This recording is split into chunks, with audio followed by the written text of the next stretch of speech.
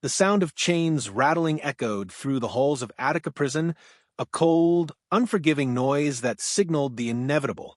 Inside the walls of this maximum security facility, a quiet rebellion was building a storm that would soon explode into the deadliest prison riot in American history.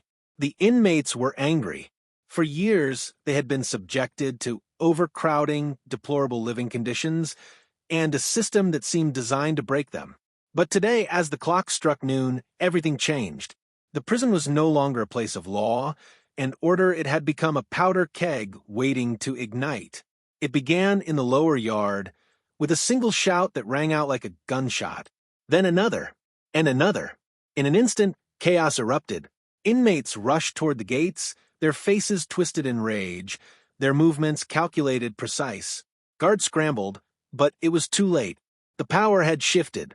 The inmates were in control now. The prison had been a ticking time bomb for months. Overcrowded, underfunded, and neglected by the state, the conditions inside Attica were unbearable. The food was scarce, the sanitation appalling, and the treatment by guards brutal. But it wasn't just the physical conditions that fueled the unrest, it was the suffocating sense of powerlessness. Inmates had no say in their own lives. They were controlled by an invisible hand, one that kept them trapped in a cycle of violence and degradation. Then came the whispers, small, seemingly insignificant conversations among prisoners that spread like wildfire through the prison. The inmates had a plan, an audacious, dangerous plan to take control of the prison. The riot wasn't just about protesting poor conditions, it was a bold statement of defiance, an attempt to rewrite the rules of the system that had kept them in chains. At the heart of this movement was an inmate named Marlon Bracey, a man who had been inside Attica for over 10 years. Marlon had seen the worst of what the system had to offer. He had spent time in solitary confinement, endured beatings, and witnessed the abuse of fellow inmates. But Marlon was different from the others. He wasn't just angry, he was determined. He had been watching, learning, listening. He knew that power inside Attica wasn't just held by the guards or the warden, it was held by those who could command fear and respect. And Marlon had learned how to do both. As the inmates stormed the yard, Marlon seized the moment. He made his move, rallying a group of loyal followers, men who had been waiting for a sign, a spark to ignite their fury. They rushed the guard towers, their movements swift and coordinated. Within minutes, the guards were either overpowered or hiding, and Marlon stood at the center of it all, the de facto leader of a revolution. Inside the prison, chaos reigned. But outside in the world, beyond the prison walls, news of the riot was just beginning to spread. The first reports were vague, conflicting stories from the media about an incident at Attica with few details and no clear answers. The authorities were slow to respond, unsure of the scale of what was unfolding inside.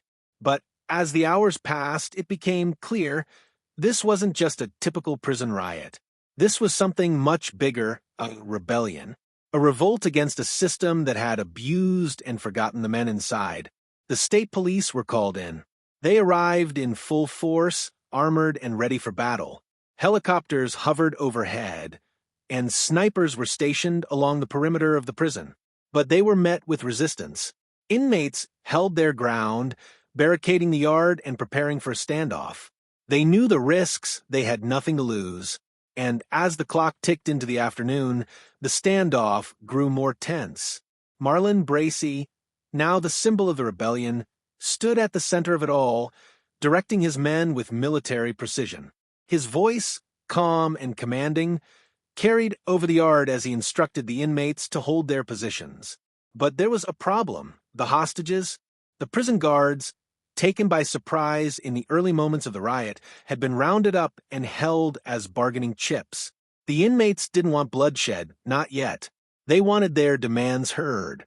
They wanted better living conditions, better food, more rights, and most importantly, they wanted respect. It was the perfect opportunity for negotiation. Or so it seemed. As the sun began to set, the tension inside the prison reached its breaking point. The standoff had lasted hours, with no resolution in sight. The authorities outside were growing desperate. The media was calling it the Attica crisis, a situation that could not be ignored. The governor of New York was being pressed for action, but every move was met with resistance. The fear of escalating violence was real, and yet so was the need to do something. But the authorities had underestimated the resolve of the men inside. They didn't understand what Marlon Bracey had done. They didn't understand the bond that had been forged in the fires of suffering and oppression. The inmates weren't just fighting for their lives, they were fighting for their dignity. As night fell, a new sense of urgency gripped the prison. The clock was ticking, and the authorities were preparing to make their move. But inside, the inmates were ready. Marlon Bracey had seen the fear in the eyes of the guards. He knew what they were capable of, and he knew what would happen next. And then, just as the authorities prepared to storm the yard, something happened that no one expected. The prisoners, those who had once been controlled by fear, suddenly took control in a way that no one could predict. The walls of Attica were about to come crashing down. But as the locked doors to the prison's basement opened, what they found there would change everything.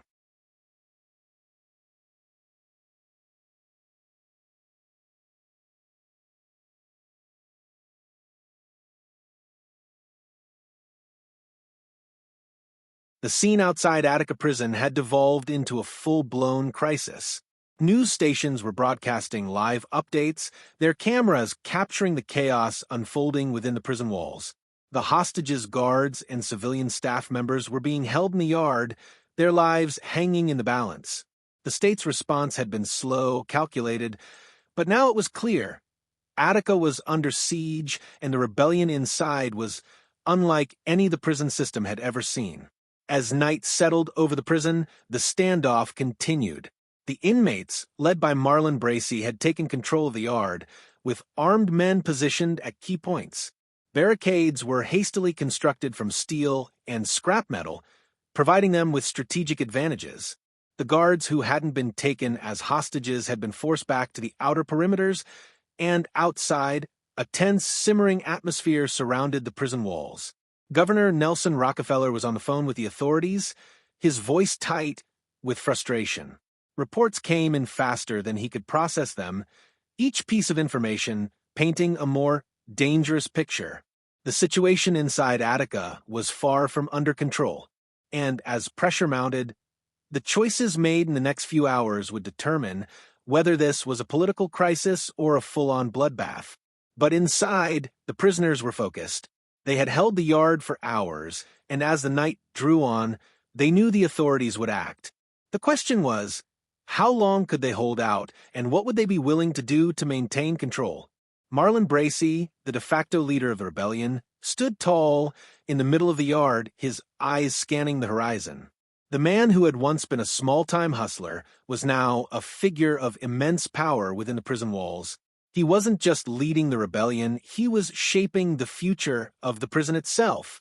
The inmates were divided into factions, but they all followed Marlon's lead. The Black Panther inmates, the Mexican Mafia, and even some of the more hardened members of the Aryan Brotherhood had come together under his command. The reason was simple. They all shared one thing, a common enemy in the system that had abandoned them. Marlon had become the symbol of defiance in a place where hope had long since died. Marlon's voice boomed through the makeshift loudspeakers they had set up in the yard. "Listen up, everyone," he called, his voice steady and filled with resolve. "This isn't just about us. It's about making sure no one can ever forget what they've done to us. The outside world's watching now. They can't ignore us anymore. We've taken what's ours. Now, we make them listen."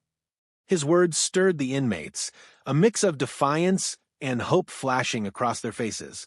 But as much as the rebellion was a cry for justice, it was also a dangerous gamble. Every moment they held onto the yard, they risked a violent response from the authorities. On the outside, state police had gathered in increasing numbers. The National Guard had been called in, their armored vehicles rolling into position. Helicopters circled overhead, their spotlights shining down on the prison, scanning the yard and the towers. Governor Rockefeller had already signed off on the deployment of force if the situation couldn't be resolved peacefully. The problem was, it was clear the inmates were determined to keep control. Every move the state made felt like a challenge, a warning to the prisoners that their time was running out. Meanwhile, inside the prison, Marlin and his key lieutenants gathered in a small, dimly lit room. They had barricaded themselves away from the chaos in the yard, plotting their next moves. Marlin knew the stakes were higher than ever. The pressure was mounting, and it was clear the authorities would soon attempt to break through their defenses. "There's no turning back now," Marlin said, looking around at the faces of the men who had become his inner circle. "If they storm the yard, we'll have no choice but to fight. I don't want anyone to get hurt, but if it comes to it, we're ready." One of his lieutenants, a hardened inmate named Reggie, nodded grimly. "They've been pushing us for years, Marlin. Now we take control. We fight for what we deserve." The decision was made. The rebellion was no longer just about demanding basic rights. It was a want one that could go either way. And Marlin knew that even if they won the battle, there would be consequences. Prison history was filled with uprisings that had been met with brutal force. But this felt different. This was personal.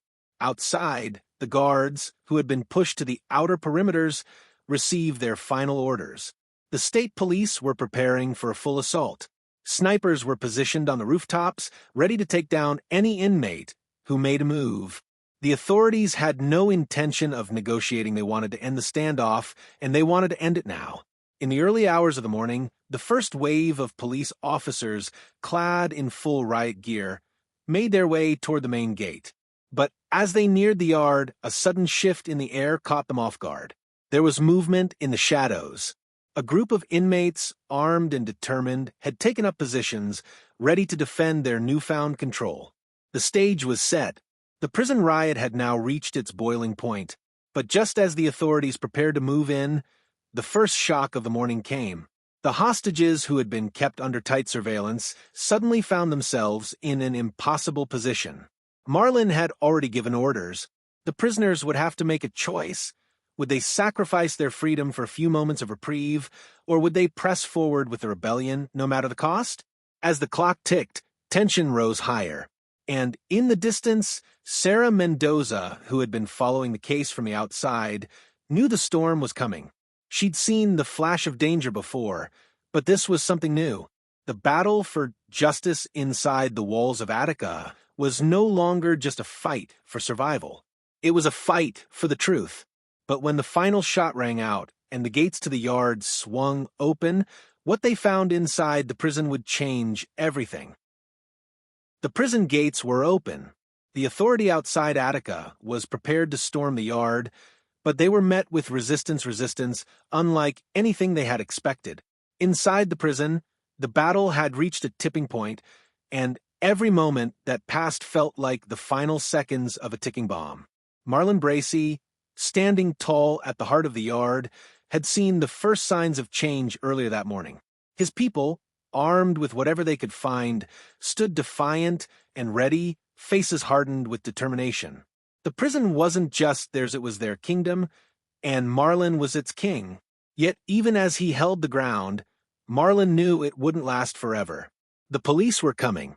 The National Guard was already positioned, and helicopters circled above, their powerful lights illuminating the yard like a stage for the coming carnage. Sarah Mendoza stood on the outside, staring at the prison through her binoculars, a cold sense of dread creeping into her chest. She had seen countless riots, countless uprisings, but this one felt different. There was something about this rebellion, something that didn't sit right with her. As a detective, she had spent years studying the world of prison gangs and their inner workings. But Attica was no ordinary prison. The stakes here were higher than they had ever been before. This wasn't just about inmates demanding basic rights. It was about something far deeper, a larger conspiracy that stretched beyond the prison walls. And if they couldn't resolve it soon, the consequences would be devastating for everyone involved. Back inside the prison, the standoff had reached its peak. Marlin and his lieutenants stood at the center of the yard, watching as the gates of the facility creaked open, the sound of heavy boots pounding against the concrete floor. The first wave of law enforcement had arrived. The air was thick with anticipation. The tension was palpable, like a storm hanging just above their heads. The prison, which had been silent for the better part of an hour, now seemed alive with chaos. The inmates had barricaded the yard, ready to fight to the last man if they had to. Marlin's voice cut through the air. We stand here today not just for ourselves, but for every man who's been forgotten, every man who's been buried alive in this hellhole. They'll see us, they'll hear us, and we will not be ignored. His words rang out, loud and clear, a call to arms. In that moment, there was no turning back. The inmates, fueled by years of anger and frustration, began to move into position, taking up arms and readying themselves for what was to come. The authorities had underestimated the prisoners. They had assumed that once they had the situation under control, the rest of the prisoners would fall in line. But what they didn't realize was that inside the walls of Attica, the inmates had been preparing for this moment for years. They were united by the fear, the anger, and the hopelessness that had been sown into their lives behind bars. As the National Guard moved in, the prison erupted into chaos. Gunshots rang out, the sound of shouting and chaos filling the yard. The first shots were fired by the guards, a warning that quickly turned into a barrage of violence. But the inmates, cornered and desperate, didn't retreat. They fought back with everything they had. Sarah, on the outside, could see the prison yard through her binoculars, the flashing lights of the guards moving across the yard, blending with the shadows of the prisoners. She could hear the distant sounds of gunfire, the muffled cries of those caught in the crossfire. The situation was escalating fast, and then, in the chaos of it all, she saw something that stopped her in her tracks. Marlin Bracey had been shot. The moment felt like it slowed to a crawl. Marlin had been standing at the front of the yard, directing his men, his voice calm and commanding. Then, in a blink, the violence erupted around him. A sharp cry pierced the air as Marlin collapsed to the ground, his body crumpling like a rag doll. The shot had come from the guards, who had now taken up positions around the yard, trying to control the chaos. Sarah's heart pounded as she watched through the lens. She knew that the shot could change everything. Marlin had been the heart of the rebellion. If he fell, the rest of the inmates would falter. The shots rang out again, this time from the other side of the yard. The prison had become a battlefield, the line between the guards and the inmates blurring with each passing moment. Blood began to stain the concrete, the smell of fear and sweat filling the air. And still, there was no sign of a resolution. Marlin's lieutenants rushed to his side, attempting to pull him away from the violence. But it was too late. The damage had been done. His blood, mingling with the dust of the prison yard, seemed to signify the end of the rebellion. In the chaos of the riot, something was happening in the shadows. The sound of footsteps echoed in the hallways as a group of inmates moved swiftly through the prison's interior, out of sight of the guards. They had plans, bigger plans, plans that extended beyond this riot, beyond the prison walls. Sarah knew that the riot was only the beginning. There were larger forces at play, forces that had been manipulating the prison system for far longer than anyone had realized, and if they couldn't stop this now, the violence would spill out into the streets. But as the gunfire continued to erupt in the yard, and the prison walls began to shake from the violence, a final, chilling realization settled over Sarah. She was too late. She had been tracking this for too long, and now the entire system was on the verge of collapse.